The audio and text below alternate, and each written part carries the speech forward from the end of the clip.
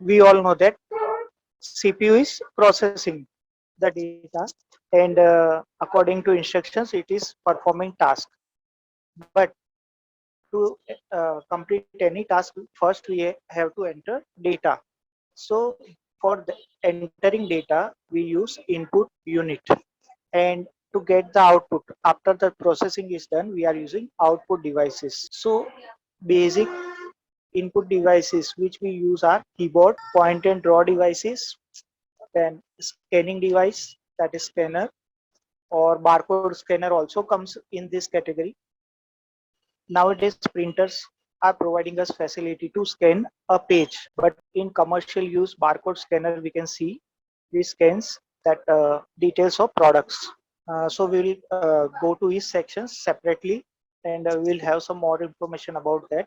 Electronic card based devices, where cards are used, and speech recognition devices. Nowadays you might have come across that commercial which is shown in the television about Alexa. Okay, so by recognizing our speech it performs some task. Then vision based devices, so the people who are not having normal vision, for those we are using some special devices.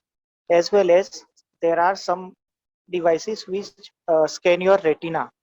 Okay, for authentication purpose, like for example if you enroll for Aadhaar card, or if you are going to add something or edit something in Aadhaar card, at that time they scan your retina again. So scanning devices are there for input purpose, that is vision scan, vision based scanning. Now keyboard, so normally a keyboard has more than 100 keys, so approximately on an average there are 108 keys. So on this keyboard we have English alphabet A to Z. Now these A to Z keys are giving us input in capital A as well as small a, like that all other alphabets. Okay, capital and small. So that is called toggle keys, TOGGLE, wherein one single key works in two different ways. Then come digits from 0 to 9. These digits are at two places on your keyboard, which is one which is horizontal row. Okay, uh, above your first row of alphabets, and one is on right hand side there is number page where you can use digits from 0 to 9. Then comes mathematical operators. So these mathematical operators, this is asterisk sign, this is hyphen or minus sign, then this is plus sign, exponential sign is also there. So all these sign are combined with these digits. Okay, on same number key. For example, this asterisk sign is with key number 8. Okay, so 8, and this for multiplication sign we use same key using shift. When we want to use this, instead of 8 we use shift. Then punctuation marks, okay, like exclamation sign, full stop, comma, colon sign, like that. Then third part is function key, F1 to F12. So using, depending on the application in which we are pressing this key, there are different function of these keys.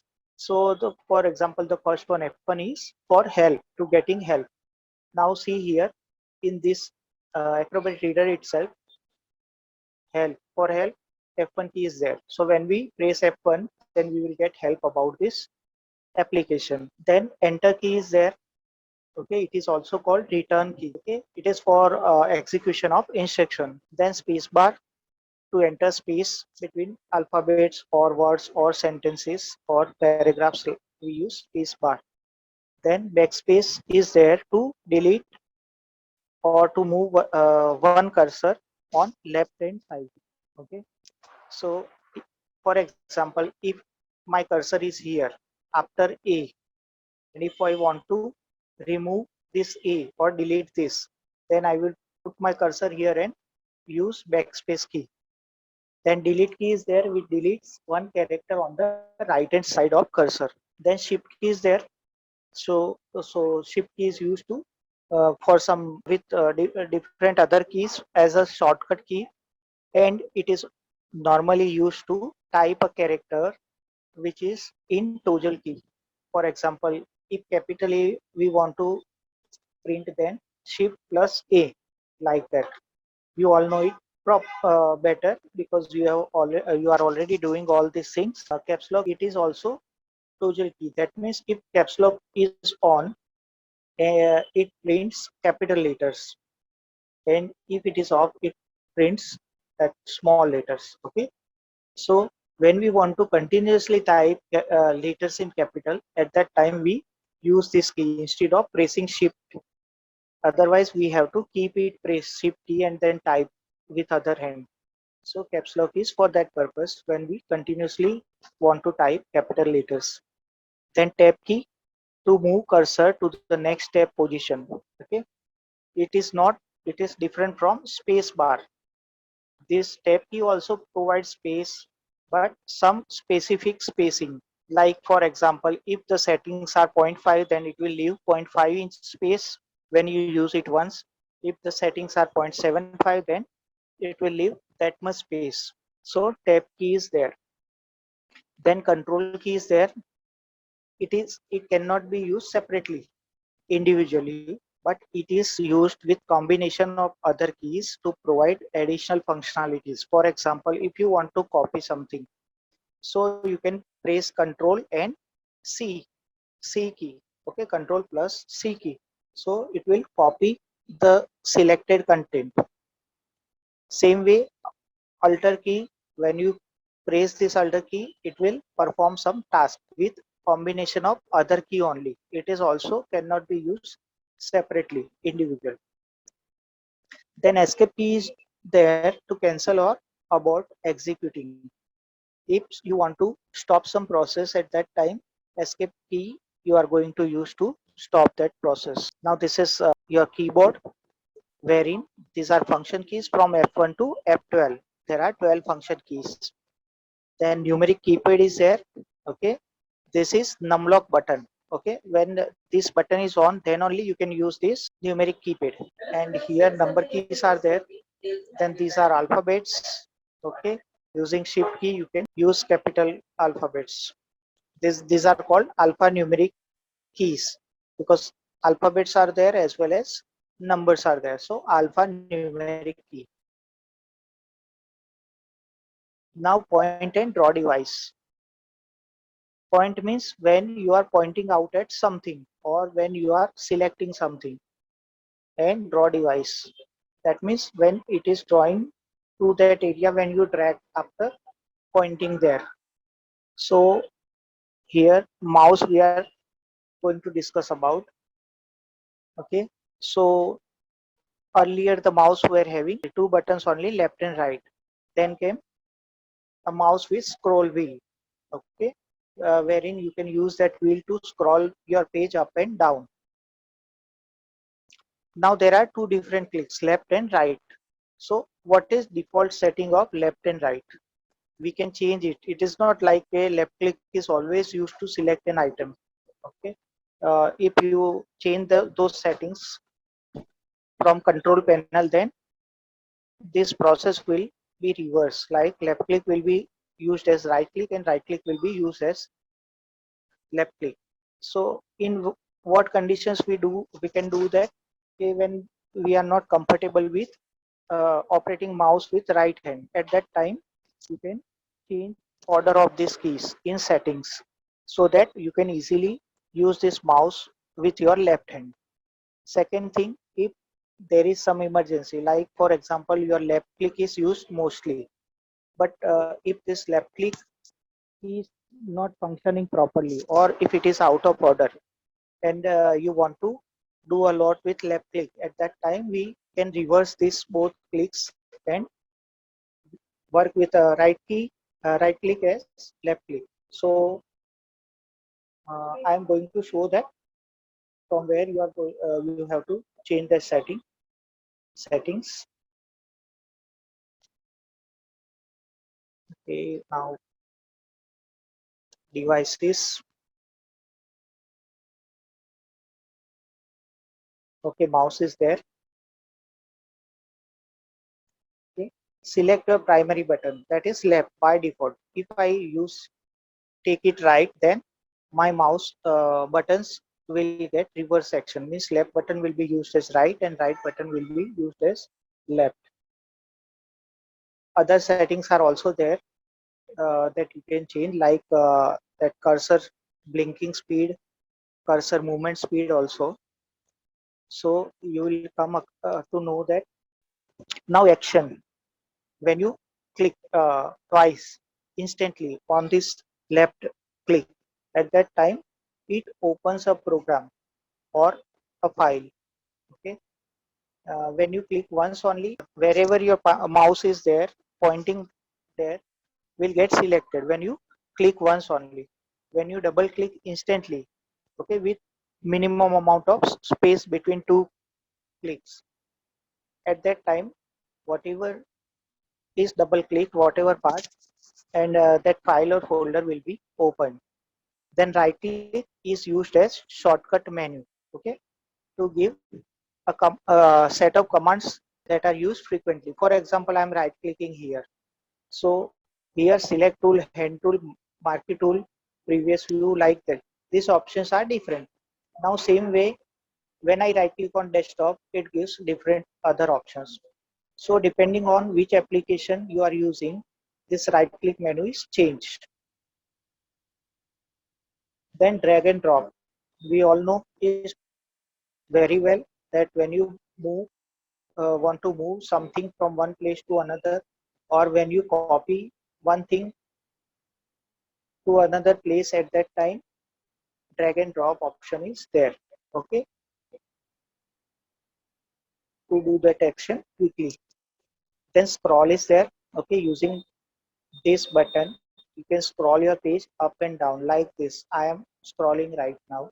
Okay, this is uh, up scroll, this is down scroll. Now comes joystick.